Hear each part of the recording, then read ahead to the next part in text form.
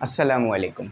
तो भाई एग्ज़ाम में अगर 10 नंबर सीधे सीधे लेना चाह रहे हो तो इस वीडियो को देख लेना। क्योंकि CV, resume and covering letter इसका सवाल बोर्ड एग्ज़ाम में आता है, आपके सामने चल रहा है और 10 नंबर का होता है। आज की वीडियो में मैं आपको एक्सरसाइज यानी जो आपका यूनिट है 9.2 उसकी जो एक्सरसाइज 1 और 2 है वो भी कराऊंगा। सीवी और कवरिंग लेटर इनके टेम्पलेट भी दूंगा और समझाऊंगा भी। कवरिंग लेटर का स्ट्रक्चर दे दूंगा, आप कोई भी कवरिंग लेटर इसकी मदद से लिख सकते हो। सीवी क्या होती है ये भी बताऊंगा। बहुत इंपॉर्टेंट वीडियो है, बिल्कुल भी आपने इसको लाइट में नहीं लेना, इस वीडियो को लाइटली नहीं लेना, वरना 10 नंबर आपके कम हो सकते हैं। तो 10 नंबर पूरे पूरे आपके आ जाएंगे। चलो आओ इसको देखो। भाई सबसे पहले समझ लेते हैं सीवी क्या है, कवरिंग लेटर क्या है। उसके बाद सबसे पहले सीवी लिखेंगे और उसका पैटर्न देखेंगे, उसका टेम्पलेट देखेंगे और कैसे आप लिखोगे एग्जाम में। ये भी बहुत आसान है, कोई एक्स्ट्रा चीज़ नहीं चाहिए आपको सीवी लिखने के लिए, बस आपकी इन्फॉर्मेशन चाहिए। और उसके बाद कवरिंग लेटर आखिर में लिखवाऊंगा। चलो सबसे पहले सीवी को समझ लो, क्योंकि समझना बहुत ज़रूरी है। भाई देखो सीवी क्या है आपके पास, सीवी को बोलते हैं करिकुलम वाइटी। ठीक है, करिकुलम वाइटी का मतलब क्या है, यानी इसके अंदर आपकी पर्सनल इन्फॉर्मेशन मौजूद होती है। जब भी आपसे कोई बोले ना मुझे अपनी सीवी दो या रेज्यूमी दो, तो इसका मतलब क्या है, वो आपसे आपकी पर्सनल इन्फॉर्मेशन मांग रहे हैं। अब इसमें क्या क्या होगा, इसमें आपका नाम, आपके फादर का नाम, आप सिंगल हैं मैरिड हैं ये भी होगा। इसमें आपका NIC नंबर, फ़ोन नंबर, घर का एड्रेस, आपकी पिक्चर भी होती है अब तो, और इसके साथ साथ आपकी एजुकेशन की डिटेल, आपकी हर डिटेल इसमें मौजूद होती है। और ये बहुत ज़रूरी होती है जॉब के लिए। इसके बगैर कंपनियां जॉब नहीं देती, क्योंकि उन्हें सबसे पहले आपकी सीवी चाहिए होती है ताकि आपकी इन्फॉर्मेशन, ग्रेजुएशन सब कुछ चेक कर सकें। ठीक है, अच्छा अब देखो इसमें होता क्या है। इस डॉक्यूमेंट, ये एक डॉक्यूमेंट है, यानी सिंपल ये एक पर्चा होता है। अब तो लोग बहुत अच्छी तरह से बना रहे होते हैं, मैं आपको दिखाऊंगा भी, ये भी आएगा। तो ये एक सिंपल एक पर्चा होता है। समराइजिंग यानी इसमें शॉर्ट कर आप अपनी क्या देते हो, educational background, work experience, skills, achievement typically used. अच्छा इसमें सीवी में क्या दे रहे होते हो, मैंने आपको बताया ना, पर्सनल इन्फॉर्मेशन, एजुकेशन इन्फॉर्मेशन, आपकी क्या क्या अचीवमेंट रही है, आपने कहाँ पर कितना एक्सपीरियंस हासिल किया काम कर कर, आपका क्या क्या जो है वो एडवर्टाइज रहा है, सब कुछ होता है यहाँ पर। ठीक है, अच्छा ये बहुत शॉर्ट में होता है, ये बहुत लंबा नहीं लिखा जाता, 5-5, 6-6 पेजों का नहीं होता, ये ज़्यादा से ज़्यादा एक पेज के अंदर कंप्लीट किया जाता है इसे। ठीक है, अच्छा applying for academic, company position और टीचिंग पोजीशन। तो जब भी अगर कभी जॉब आती है तो आपको अगर वो जॉब चाहिए, चाहे वो स्कूल में हो, किसी कंपनी में हो, किसी स्टोर में हो, कहीं भी हो, तो वो उसके लिए आपको अपनी सीवी देनी होती है। ज़्यादातर सीवीज़ आप लोग कहाँ दे रहे होते हो, जो प्राइवेट सेक्टर्स होते हैं ना, यानी जहाँ पर आप प्राइवेट जॉब लेने जाते हो, स्कूल की, टीचिंग की, उधर ज़्यादातर सीवी दे रहे होते हो। एक बात याद रखना, अगर सीवी दे रहे हो तो उसके साथ कवरिंग लेटर भी दिया जाता है। अब बहुत सारे लोग क्या करते हैं, सिर्फ सीवी दे देते हैं, उन्हें ये बात ही नहीं पता कि सीवी के साथ कवरिंग लेटर ज़रूरी है। तो अभी मैं कवरिंग लेटर लिखवाऊंगा तो बात समझ आ जाएगी। चलो सीवी समझ में आ गई, आपकी इन्फॉर्मेशन है बेसिकली। ठीक है, हर तरह की इन्फॉर्मेशन होती है। अच्छा अब आपको इसमें ये नहीं बताना कि आपको खाने पीने में क्या पसंद है, ठीक है, ये याद रखना। इसमें सिर्फ आपने वो इन्फॉर्मेशन बतानी है जो जॉब के लिए ज़रूरी है। आओ कवरिंग लेटर को देखते हैं। A covering letter is a personalised letter accompanying your CV. अब इसको सिंपल कर देता हूँ। कवरिंग लेटर आपके पास एक ऐसा लेटर होता है जिसमें आप बताते हो कि आपको जॉब क्यों चाहिए, और दूसरी बात कि ये जॉब आपको मिल जाएगी तो आप कंपनी को क्या फ़ायदा दोगे। क्या बता रहे हो, दो चीज़ें बता रहे हो। आप लेटर पढ़ोगे आपको बात समझ में आ जाएगी। एक तो ये बताओगे आप कि आपको ये जॉब चाहिए क्यों, ठीक है, वजह क्या है जॉब की। और कभी भी आपकी वजह ये नहीं होनी चाहिए कि मैं बेरोज़गार हूँ, मेरे बड़े मुश्किल हालात चल रहे हैं इसीलिए मुझे जॉब चाहिए, ये सही वजह नहीं होती। हाँ देखो आपकी ज़रूरत है, आपको नो डाउट ज़रूरत होगी, लेकिन आप ये चीज़ कह के जॉब नहीं ले सकते कि मैं ज़रूरतमंद हूँ। आपको कंपनी को ये समझाना है कि आप एक काबिल इंसान हो। जब अगर आप काबिल हो तो आपको जॉब ज़रूर मिलेगी। ठीक है, चलो तो भाई आपको क्या बताना है, कवरिंग लेटर क्या होता है, इसमें आप बताते हो कि आपको जॉब क्यों चाहिए। अभी वो क्यों चाहिए की वजह मैं बताऊंगा, और इसके साथ साथ कंपनी को ये जॉब आपको देकर क्या फ़ायदा होगा, आपका एक्सपीरियंस वगैरह ये सब शामिल होता है, जो कि आप सीवी में नहीं बता सकते। सीवी में तो आप ये नहीं लिखोगे ना कि आपको क्यों जॉब चाहिए, आपको क्या जो है ज़रूरत है। सीवी में सिर्फ इन्फॉर्मेशन दे रहे हो। तो एक और चीज़ तो ऐसी चाहिए कि जिसमें आप ये बता सको कि आपको जॉब की वजह क्या है। ठीक है चलो, और ये भी बहुत शॉर्ट होता है, बहुत बड़ा नहीं लिखा जाता, ये भी एक पेज में ख़त्म किया जाता है, क्योंकि आप कंपनी में जाके इतना बड़ा डॉक्यूमेंट सबमिट नहीं कराओगे, बस एक एनवेलप दोगे जिसमें CV भी होगी और आपका कवरिंग लेटर भी होगा। चलो समझ गए। Explaining why you are interested, कि आप क्यों इस जॉब में इंटरेस्टेड हो, क्या वजह है, ठीक है, job and now your skills, और अपनी स्किल्स वगैरह के बारे में भी, और छोटा बहुत एक्सपीरियंस वगैरह में बताओगे, ठीक है, इन वर्ड्स बताओगे आप। चलो, introducing yourself and your highly specific qualification relevant to the position, और आप ये भी बताओगे कि ये पोजीशन अगर आपको मिल गई तो क्या फ़ायदा होगा कंपनी को, और आप इस पोजीशन के लिए कैसे सूटेबल हो, ठीक है, जो कि आप CV में नहीं बता रहे होते हो, CV में सिर्फ इन्फॉर्मेशन दे रहे होते हो, उस इन्फॉर्मेशन को इस्तेमाल करके यहाँ पर बताते हो कि क्या फ़ायदा है। फॉर एग्जांपल मैंने किया हुआ है बैचलर, ठीक है, बैचलर इन साइंस, अब कहीं पर जॉब आती है तो मैं वहाँ जाके बोलूँगा कि मैं बैचलर इन साइंस हूँ, अगर आप ये जॉब दे दोगे तो मैं साइंस की चीज़ों को अच्छी तरह जानता हूँ, तो इससे आपकी कंपनी को मैं हज़ारों लाखों करोड़ों का फ़ायदा इस तरह करा सकता हूँ। अगर सामने वाला मेरी बात से सेटिस्फाई होगा, जॉब मुझे देगा। चलो अब बस थोड़ी सी और चीज़ें समझो। CV and cover letters both are official document. Official document से क्या मुराद है, इसमें कुछ भी झूठ नहीं होना चाहिए, कोई भी बात ऐसी नहीं होनी चाहिए जो झूठ हो। फॉर एग्जांपल आपने मास्टर नहीं किया हुआ और आप लिख दो आप मास्टर कर चुके हो, ये झूठ हो जाएगा, आपकी जॉब भी जा सकती है, फ्रॉड का केस हो सकता है। तो कोई भी झूठ नहीं होना चाहिए, सब कुछ सच होना चाहिए, एक एक वर्ड सच होना चाहिए, क्योंकि कंपनी वेरिफिकेशन कर सकती है हर चीज़ की। अच्छा, अब CV और कवरिंग लेटर लिखने के लिए क्या चाहिए, शुरू में आपने देखा होगा एक एडवर्टाइजमेंट चला होगा, तो CV और कवरिंग लेटर लिखने के लिए एडवर्टाइजमेंट चाहिए होता है, जो कि मैं आपको दिखाऊंगा और उससे इन्फॉर्मेशन निकालना सिखाऊंगा एडवर्टाइजमेंट से, ठीक है। तो यहाँ पर क्या चाहिए, जॉब एडवर्टाइजमेंट चाहिए, जिसकी मदद से आप CV और कवरिंग लेटर लिखोगे, यानी क्वेश्चन जो आपको मिलेगा ना वो एक एडवर्टाइजमेंट होगा, जिसको पढ़कर आपको समझ में आ रही होगी कि कोई कंपनी है जिसमें कोई जगह खाली है।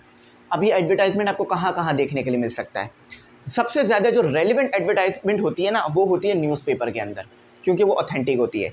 उसके बाद वेबसाइट पर कंपनी की, उसके बाद आपको फेसबुक, यूट्यूब, टिकटॉक, इधर भी जगह पे एडवर्टाइजमेंट देखने के लिए मिल सकती है। अच्छा, CV एंड CL यानी covering letter is a first impression, ये आपका फर्स्ट इम्प्रेशन है। जितना अच्छा, जितना साफ़ सुथरा, जितना अच्छी वर्डिंग में होगा, उतना ज़्यादा कंपनी में बैठे हुए लोगों को जो है आप इम्प्रेस कर सकते हो और आपको जॉब मिल सकती है। चलो, CV कवरिंग लेटर बहुत अच्छा समझ में आया माशाल्लाह से। अब शुरू करते हैं जॉब एडवर्टाइजमेंट से, कि जॉब एडवर्टाइजमेंट से आप कैसे इन्फॉर्मेशन निकालोगे, उसके बाद मैं CV लिखवाता हूँ आपको। चलो स्टार्ट करते हैं। तो स्टूडेंट ये आ गया आपके सामने जो जॉब एडवर्टाइजमेंट।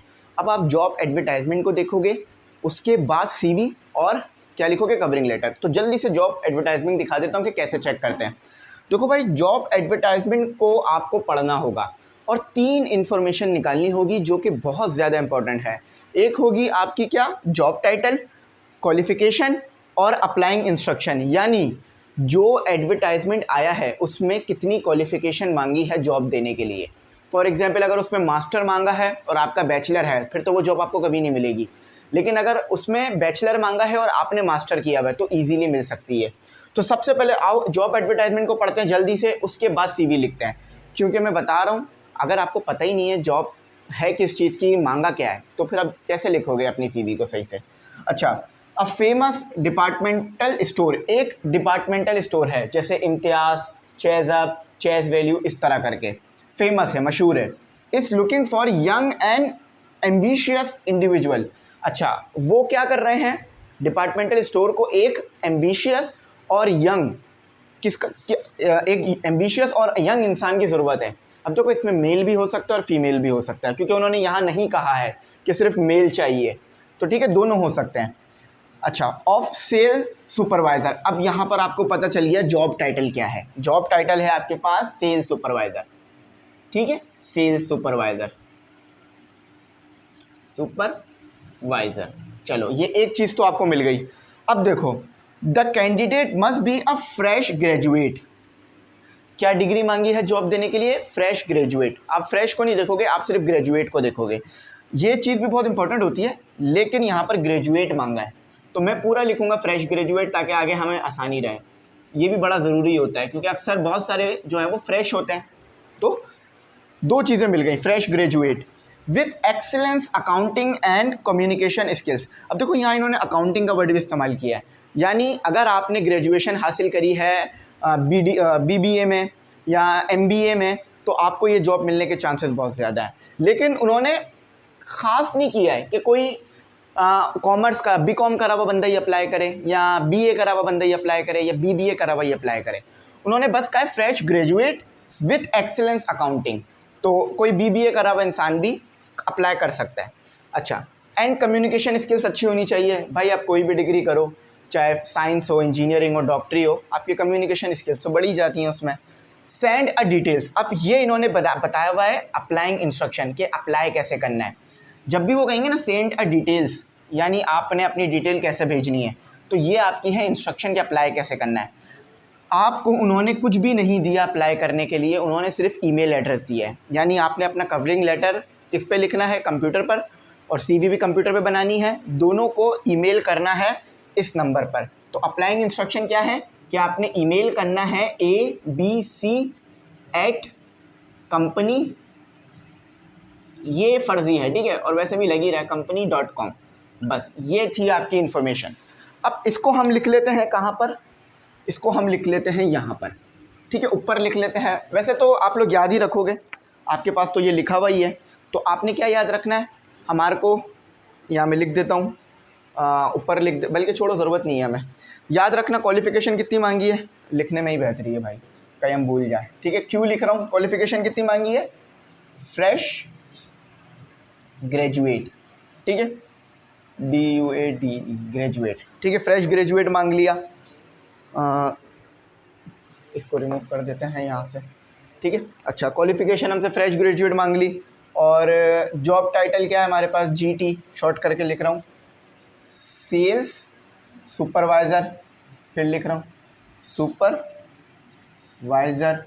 चलो अच्छा, अप्लाइंग इंस्ट्रक्शन क्या है, यानी AI क्या है हमारे पास, AI क्या है हमारे पास, abc@company.com, ठीक है, ये हो गया। अब आ जाओ CV का मैं टेम्पलेट दिखाता हूँ और CV लिख के दिखाता हूँ कि CV कैसे आपने लिखनी है। तो स्टूडेंट ये रही आपके सामने CV। अब बिल्कुल ऐसे ही CV आपने बोर्ड एग्जाम में भी लिखनी है, और जब आप कभी अप्लाई करोगे जॉब के लिए तो भी इसी तरह लिखोगे। आओ CV देखते हैं CV किस तरह लिखी जाएगी। भाई CV में मैंने क्या बताया था कि ये आपकी पर्सनल इन्फॉर्मेशन होगी, समरी, एक्सपीरियंस, एजुकेशन, स्किल्स और दूसरी चीज़ें होंगी। तो चलो आओ CV लिखते हैं। भाई देखो, सबसे पहले आपने लिखना है नाम। अब देखो, मैं तो कोई नाम नहीं लिखूंगा और आप भी कोई नाम नहीं लिखना, आप लिखना XYZ। क्या लिखोगे, XYZ। लेकिन अगर आप ओरिजिनल CV लिख रहे हो ना किसी कंपनी को, तो XYZ नहीं आएगा, उसकी जगह आपका अपना नाम आएगा, ठीक है। क्या नाम आएगा, XYZ, यानी जो भी नाम होगा आप उधर लिखोगे। लेकिन बोर्ड में नाम नहीं लिखना, अलाउ नहीं होता नाम लिखना, और ना ही फादर का कोई नाम नहीं लिख रहा। तो नेम के आगे लिख दो XYZ, फादर नेम के आगे लिख दो ABC, हो गया आपके फादर का नाम और ये आपका नाम। एड्रेस के आगे लिख दो XYZ एरिया कराची। अब देखो एग्जाम में लिख रहे हो XYZ area, AREA area Karachi, ठीक है, इतना बहुत होगा, इससे ज़्यादा नहीं लिखना। अच्छा, अब फ़ोन नंबर, अब फ़ोन नंबर भी लिखने की ज़रूरत नहीं है, हाँ, लेकिन जब ओरिजिनल CV लिखोगे किसी को तो अपना जो करंट फ़ोन नंबर है जो यूज़ कर रहे हो वो लिखोगे। तो फ़ोन नंबर की जगह मैं क्या लिख रहा हूँ, ये लिख रहा हूँ, ठीक है। जहाँ जहाँ मैं ब्लैक से लिख रहा हूँ, जब ओरिजिनल CV लिखोगे तो इसको फिल करोगे, ठीक है। ईमेल एड्रेस ABC, ये भी मैं फेक लिख रहा हूँ, abc@gmail.com, ठीक है, ये लो। चलो अच्छा, अब समरी पे आ जाओ। समरी क्या बता रही होगी कि आप क्या हो, क्यों चाहिए जॉब, ये और एक्सपीरियंस वगैरह आपका।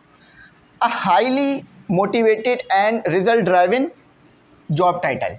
जॉब टाइटल क्या पढ़ा था हमने, एडवर्टाइजमेंट पढ़ी थी ना, एडवर्टाइजमेंट में क्या मांगा था आपसे जॉब में, सेल्स सुपरवाइज़र। देखो यहाँ पे लिखा हुआ भी है सेल्स सुपरवाइज़र, तो यहाँ पर जॉब टाइटल लिखोगे। अब जो भी जॉब टाइटल वो बोले एग्जाम में, अगर बोल दें कंप्यूटर ग्रेजुएट तो आप कंप्यूटर ग्रेजुएट डाल दोगे, अगर वो बोल दें इंजीनियर तो आप इंजीनियर डाल दोगे। लेकिन यहाँ उन्होंने बोला था सेल्स सुपरवाइज़र, तो देखो यहाँ सेल्स सुपरवाइज़र आ गया, ठीक है। लेकिन मैं फिर बता रहा हूँ, कि एग्ज़ाम में आप वही डालोगे जो जॉब उन्होंने कही होगी। अच्छा, अब आपका एक्सपीरियंस कितना है, तो मेरा एक्सपीरियंस 5 साल का डाल देता हूँ मैं, आपका जितना हो उतना ही डालना। अब उन्होंने तो फ्रेश मांगा था, लेकिन उन्होंने ये तो नहीं कहा था ना कि सिर्फ फ्रेश ही अप्लाई करेंगे, तो इसलिए इसको लिख दिया मैंने। अच्छा, उसके बाद अब देखते हैं उसके बाद अब क्या करेंगे। अच्छा, उसके बाद देखते हैं उसके बाद क्या करेंगे। Experience, job title, company, starting date to ending date. Experience से क्या मुराद है कि आप पहले किस कंपनी में थे, कितना आपने वहाँ पर काम किया है, तो ये आपने बताना होगा। फॉर एग्जांपल आपने 2 कंपनियों में काम किया है, एक में भी हो सकता है, कुछ लोग होते हैं ना एक कंपनी में 50-50 साल काम कर लेते हैं, पॉसिबल है। तो एक्सपीरियंस कैसे लिखा जाएगा, जॉब टाइटल यानी आप पुरानी कंपनी में क्या काम करते थे। तो देखो भाई, ज़्यादा बेहतर ये होगा कि वही जॉब टाइटल डालो जो जॉब आई थी, ठीक है, जो जॉब आई है। तो जॉब कौन सी आई है, सेल्स सुपरवाइज़र की, तो सेल्स सुपरवाइज़र। अच्छा, एक बात और बता दूं, ये जॉब टाइटल, ये जो अंडरलाइन हुआ है ना, ये लिखने की ज़रूरत नहीं है, ये तो मैंने सिर्फ समझाने के लिए लिखा है कि करना क्या है। आप ये यहाँ से लिखोगे, एक्सपीरियंस के बाद डायरेक्ट इससे शुरू करोगे, ठीक है। सेल्स सुपरवाइज़र, कंपनी का नाम, तो कंपनी का नाम क्या है, XYZ कंपनी, लेकिन आप जिस कंपनी में थे उस कंपनी का बताओगे, ठीक है। और स्टार्टिंग डेट, आपने स्टार्ट कब से शुरू किया था, फॉर एग्जांपल लगा लो आपने शुरू किया था 1 तारीख, 2 महीना, और नहीं बल्कि ईयर में लिखो, बस ईयर लिखो, ज़्यादा अच्छा तो यही होता है कि ईयर वाइज लिखा जाए। उसकी वजह यह है कि अगर आप बहुत बड़ी डेट दोगे तो, लेकिन पूरी डेट देना चाहो तो दे सकते हो, कोई मसला नहीं है। तो ऐसे लिख लो कि आपने 10 जून को शुरू किया था, और 10 जून 2015 को शुरू किया था, और आपने उस कंपनी में काम किया 2020 तक। अच्छा, फिर एक और भी कंपनी में आपने काम किया, मैंने 2 कंपनियों का जिक्र किया था, तो सेल सुपरवाइज़र ABC कंपनी, ठीक है, ABC कंपनी। यहाँ पर आपने काम शुरू किया, फर्स्ट, आपने यहाँ पे काम शुरू किया 1 जनवरी 2021 से 2021 से 2024 तक, ठीक है। ये लो, हो गया काम आपका। बस 2 कंपनियों में काम किया तो इसलिए 2 कंपनियों का लिखा, एक कंपनी में काम करते तो एक का ही लिखते। अच्छा, अब आ जाओ, आपकी क्वालिफ़िकेशन क्या है ये आपने बताना है, और ये सबसे इंपॉर्टेंट होता है। उन्होंने क्या मांगा था, ग्रेजुएट मांगा था, वो भी फ्रेश, मैंने ऊपर लिखा हुआ भी है फ्रेश ग्रेजुएट। तो आपकी क्वालिफ़िकेशन कम से कम ग्रेजुएट होनी चाहिए। अच्छा, आप सबसे ऊपर लिखोगे आपकी अभी जो क्वालिफ़िकेशन है वो, फॉर एग्जांपल यहाँ पे लिखते हैं सबसे पहले डिग्री यानी आपने क्या कितना पढ़ा है, तो यहाँ लिख लो ग्रेजुएट, DUATE, ग्रेजुएट, ठीक है, ये आ गया आपका ग्रेजुएट। अच्छा, अब ये भी आपने नहीं लिखना, ये सिर्फ मैं बताने के लिए लिखा है। अच्छा, ग्रेजुएट आ गया, अब आपने किधर से ग्रेजुएट किया है ये लिखना है आपने, कि आपने ग्रेजुएट मतलब पढ़े कहाँ से हो, तो बैचलर इन साइंस लगा लेते हैं, bachelor in science, SCIENCE, science, या कॉमर्स कर लो क्योंकि कॉमर्स की जॉब लग रही तो ज़्यादा बेटर रहेगा, COM कॉमर्स। तो बैचलर पूरा लिखो, बैचलर इन कॉमर्स।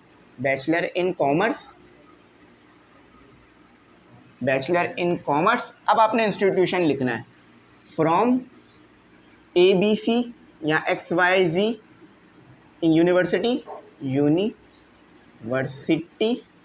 अच्छा, अब किस साल में किया ये बहुत इंपॉर्टेंट है, 2020, अब हमने ऊपर लिखा है 15 तो हमें यहाँ लिखना होगा 2014, ठीक है।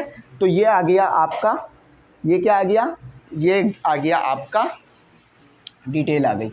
अच्छा, ये हो गया, 1 मिनट, तो यहाँ पे मंथ भी लिख लो, ज़्यादा अच्छा हो जाएगा, जून 2020 2014, ठीक है, ये लो। अच्छा, ये तो आपकी ग्रेजुएशन की डिटेल्स आ गई। अब यहाँ पर रुकना नहीं है, आगे भी चलना है, ठीक है। फ्रॉम चाहो तो फ्रॉम भी लगा सकते हो, या अगर फ्रॉम नहीं लगाना तो ये भी लगा सकते हो, इससे भी आपका काम हो जाएगा। अच्छा, अब आप ग्रेजुएट हो गए, ग्रेजुएट होने से पहले इंटर तो किया होगा, तो आपने इंटर पूरा लिखना है, मीडिएट, DIAT, इंटरमीडिएट कहाँ से किया आपने, ABC कॉलेज से किया आपने, ठीक है, कॉलेज से किया आपने,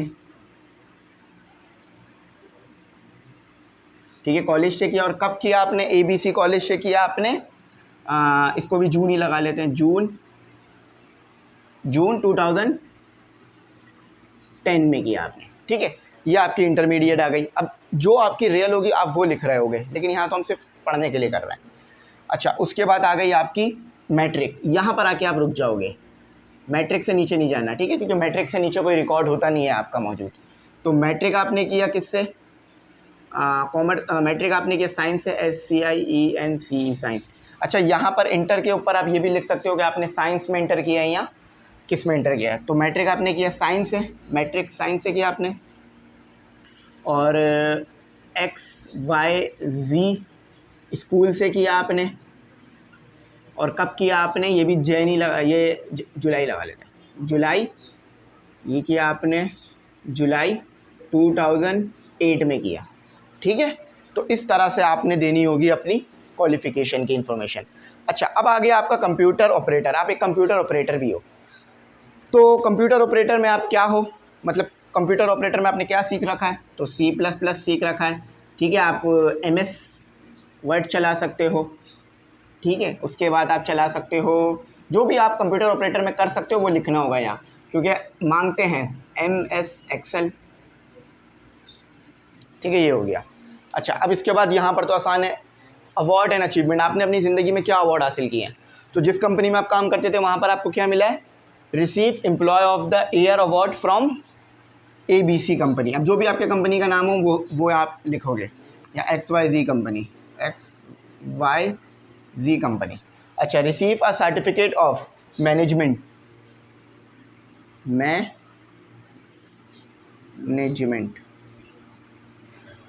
course for XY institute, for नहीं होगा, फ्रॉम होगा, XYZ इन, ठीक है, ऐसे लिखना है। अब देखो, अगर आपने कोई ख़ास कोर्स किया है तो वो मैनेजमेंट का हटा के आप उस कोर्स का नाम लिखोगे, और जिस इंस्टीट्यूट से किया वो लिखोगे। तो इस तरह से होगा। बस क्या चीज़ नहीं आएगी, ये नहीं आएगी, बाकी सब आएगा। ये नहीं आएगा और ये नहीं आएगा, क्योंकि ये समझाने के लिए लिखा था ना, इसलिए नहीं आएगा। ये नहीं आएगा और ये नहीं आएगा, बाकी सब कुछ आएगा। ये ऐसे होगी आपकी CV, ये इस तरह की आपकी CV दिखेगी, और बिल्कुल ऐसी ही एग्ज़ाम में चाहिए भाई, बिल्कुल ऐसी ही एग्ज़ाम में चाहिए। ऐसे एग्ज़ाम में डालोगे CV, यकीन मानो पूरे नंबर इसमें आएंगे। चलो, CV हो गई, अब बस कवरिंग लेटर लिखते हैं, उसके बाद अल्लाह हाफिज़ करते हैं।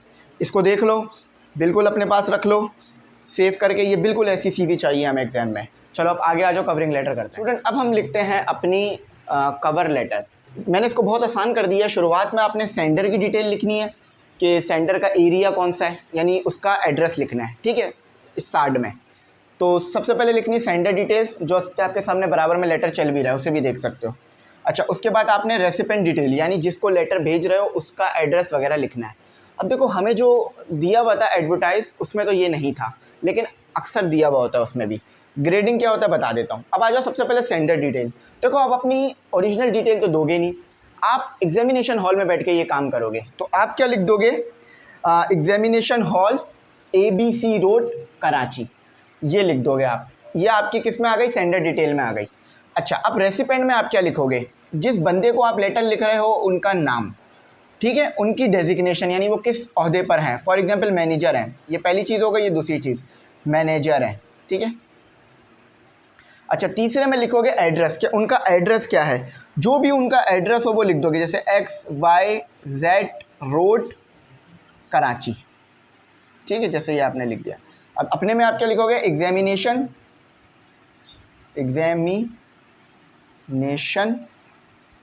हॉल,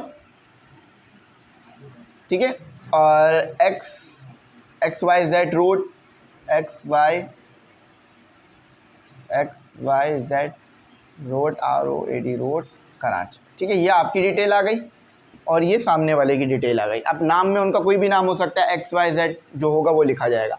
अच्छा, अब ग्रेडिंग में क्या है कि वो सर हैं या मैडम है, तो ये आपने देखना होगा। तो हम लिख लेते हैं भाई, दोनों लिख लेते हैं, हम दोनों लिख देते हैं। डेयर करके लिखा जाता है वैसे अमूमन, ठीक है, तो दोनों हो सकता है, डेयर सर या मैडम।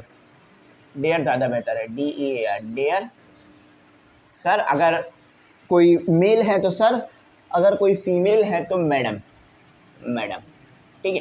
अब आ गई लेटर की बॉडी।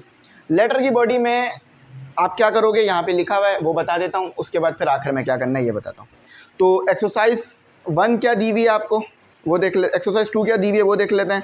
कि कहा गया है कि आपको लेटर लिखना है, और लेटर कैसे लिखना है मैं यहाँ पढ़ भी देता हूँ। यहाँ पर आपके सामने एक्सरसाइज आ भी रही होगी, ये रही आपके सामने एक्सरसाइज, ठीक है, ये आपके सामने एक्सरसाइज है। तो लिखा हुआ है work, now work individually and write your own cover letter, keeping in view the above tips for writing cover letter. After completing it compare your resume with your partner, यानी जो आप जिस अपने दोस्त के साथ काम कर रहे हो उसके साथ अपना काम शेयर भी करना। तो चलो आप इसको कवरिंग लेटर को लिखते हैं। तो शुरू का मैंने तरीका बता दिया, ये लिखने के बाद आप गैप दोगे। अच्छा, ये सेंडर डिटेल्स आपको लिखने की ज़रूरत नहीं है, बस आप ये लिखोगे ब्लू वाली चीज़, और ये रेसिपेंट डिटेल भी नहीं लिखनी है आपको, ये तो मैंने समझाने के लिए लिखा है, ये नहीं लिखने, ये नहीं लिखने होते हैं, ठीक है, ये तो समझाने के लिए लिखा, पता चला अब ये भी लिख कर आ जाओ पेपर में, ये नहीं लिखना, सिर्फ ये चीज़ लिखनी है, फिर 2 लाइन छोड़ के या 1 लाइन छोड़ के ये, और ये भी नए पेज से, फिर ये लिखोगे, उसके बाद बॉडी शुरू हो जाएगी। अच्छा, अब देखो बॉडी में क्या लिखा हुआ है यहाँ पर, डियर मिस्टर जुनेद, नाम आ गया उनका, ठीक है। At present I am working as a subject specialist. अब देखो आप किसके लिए अप्लाई कर रहे हो, सेल्स सुपरवाइज़र, तो आप यहाँ सब्जेक्ट स्पेशलिस्ट नहीं लिखोगे, सेल्स सुपरवाइज़र लिखोगे। ये जब लिखना है आपने जब ये वाला, मतलब जब इस वाले लेटर को इसमें कन्वर्ट कर रहे हो, लेकिन यहाँ पर यही ठीक है, ठीक है। At Ahmad Daud school I am writing in response to an advertising which was publish in daily Dawn detail at 07/12/2022. It is the advertisement that the position of English lecturer is lying vacant in your college. तो ये बात आपने लिखनी है, जो details वगैरह हैं वो सब इधर डालनी है। अच्छा, याद रखना जो ये लेक्चरर वगैरह लिखा हुआ है, इसको अगर चाहो तो आप सेल्स सुपरवाइज़र से भी बदल सकते हो, क्योंकि आप सेल्स सुपरवाइज़र की जॉब के लिए काम कर रहे थे। उसके बाद अपना एक्सपीरियंस वगैरह सब बताना है। I am confident that my academic background and curriculum development skills would be successfully utilise in this teaching position या in this sales supervisor position. I have done my master या I have done my graduation degree in England literature from University of Sindh, English literature from University of Sindh. I have experienced in teaching and have worked at different school and college for last 13 years. I have dedicated punctual and regular during my work period. I feel that I am the most suitable candidate for this job.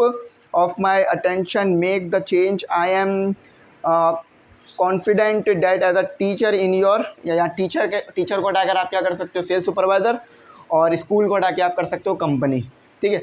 I can create a productive learning या I can increase your sales environment that is student centered। तो ये तो body school के मुताबिक लिखी है, तो आप अपनी बॉडी को सेल्स सुपरवाइज़र के मुताबिक कर लोगे। अच्छा, आखिर में आपने क्या करना है, आखिर में आपने अपना नाम डालना है XYZ और फिर साइन कर देना है अपना, ठीक है, ये फिर आपका काम ख़त्म हो जाएगा, ठीक है। तो समझ गए ना कवर लेटर कैसे होगा। ज़्यादा मैंने डिटेल में नहीं किया कवर लेटर की, आसान था इसलिए मैंने कहा बता दूँ। तो जो कवर लेटर लिखा हुआ है उसको भी देख लोगे ना, तो अपना नया कवर लेटर खुद भी लिख सकते हो, कोई मुश्किल नहीं होगी। आई होप, उम्मीद करता हूँ बात समझ में आई होगी। यहाँ पर अपनी वीडियो को रोकते हैं, अगर ज़रूरत पड़ी तो कवर लेटर फिर भी करा दूँगा, लेकिन रिज्यूम भी बहुत अच्छी समझा दी है, उसको सही से करना। थैंक्स फॉर वॉचिंग, अल्लाह हाफ़िज़। कीमती दुआओं में ज़रूर।